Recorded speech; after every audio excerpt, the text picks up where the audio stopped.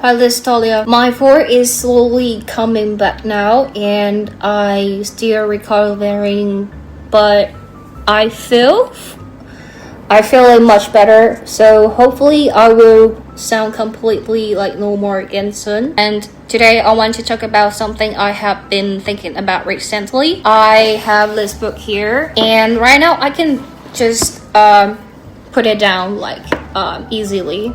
It's actually very easy. Maybe 3 seconds later, I will pick it up again. Maybe 1 minute later, maybe tomorrow, or maybe I will never open it again. I don't know. Maybe I will pick it up because I'm curious. Maybe because I want to learn something. Maybe I like the cover. Maybe someone told me it's a really good book. Or maybe I don't even have a reason. But when you see a book for the first time, what do you think? Do you judge by its cover? Do you want to know who wrote it? Do you wonder what's inside?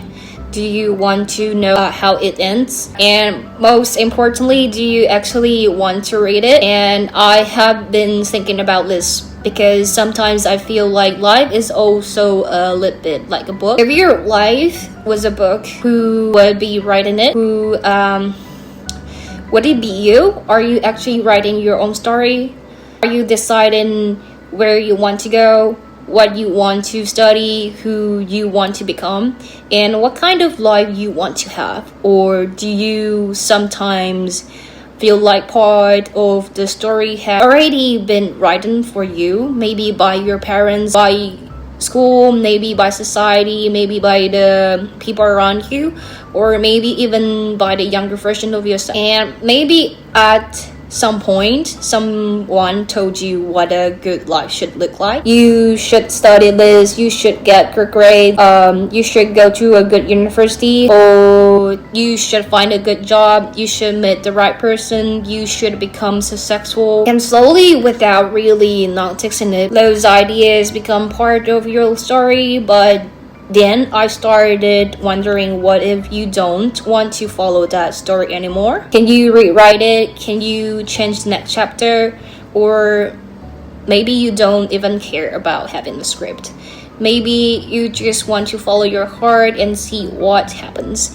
And this brings me to another question. Do we really need to understand everything correctly? And when I was young, I remember doing reading comprehension questions. You read a story and then they ask you what does the author mean, and usually there is the correct answer, A, B, C, or D, and you choose one. And if you choose the wrong one, you lose a mark. Sometimes I think, what if the author didn't actually mean that? What if I choose B, but the answer says D? And then we ask the author.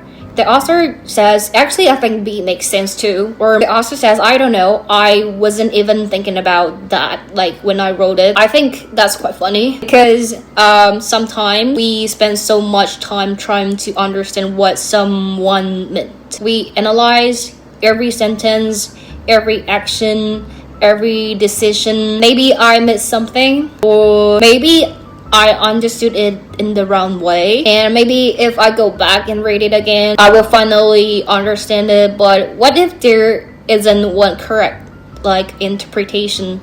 And then I realized maybe we do the same thing with our life. Life gives us so many questions. What should I study? What job should I choose?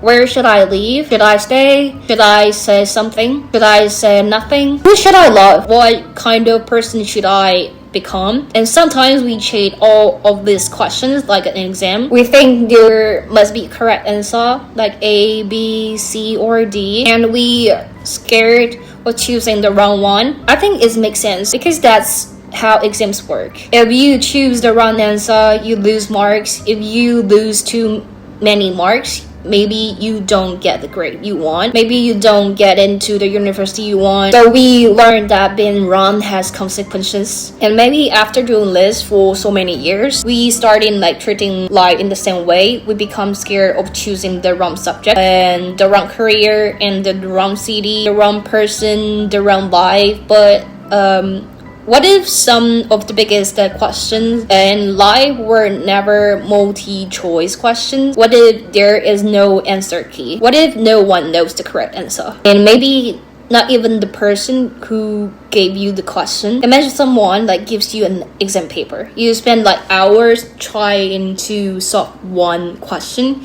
You keep thinking there must be an answer. And finally you go to the person who wrote the question and ask, so what's the correct answer? And then they look at you and said, I don't know. What would you do? Would you be angry? Would you keep trying? Would you think you weren't smart enough? Or would you finally realize maybe this question was never supposed to have one perfect answer? And maybe that's also why some books are so difficult to put down. Not because they are good, not because we still enjoy reading them, but because we want an answer. We want to understand why something happened. Why did I make that decision? Why did I meet that person? Why did they say that? Why did something end that way? What did that chapter mean? So we keep going back. We read the same page again and again and again. Maybe I missed something. Maybe there was a clue. Maybe if I read it one more time, everything will finally like make sense. But what if you didn't miss anything? What if that page simply doesn't contain the answer you are looking for? Maybe even the author doesn't know. Like maybe that chapter was written when the author was confused. Maybe they changed their idea or their mind. Maybe if they wrote the same chapter today, they would write like something completely different. And maybe that's okay. And there are also books that we never open. Maybe you look at the cover, you are curious, you pick it up, you put it down, you pick it up again, but you never turn the first page. Why? Maybe you are scared, maybe you are tired, maybe we don't have enough energy, maybe you are worried that you won't understand it, or maybe you are scared of what you might find inside. And sometimes I wonder, would you regret never opening that book? Would you think about what could have been inside? Or maybe you would finally open it and realize, actually, this book isn't for me. I don't know now. And I think that's the stranger things about life. And some decision really can change where we go, but nobody gives us an answer. Like afterward, like some decision really can change where we go. There's no teacher standing there with their red pen, and nobody gives you a certificate saying congrats, you choose the correct career, you choose the correct person, you move to the correct country, or you live your 20s correctly, or we don't get 100 out of 100 for making the right decisions. And yeah, sometimes we just choose and then we leave.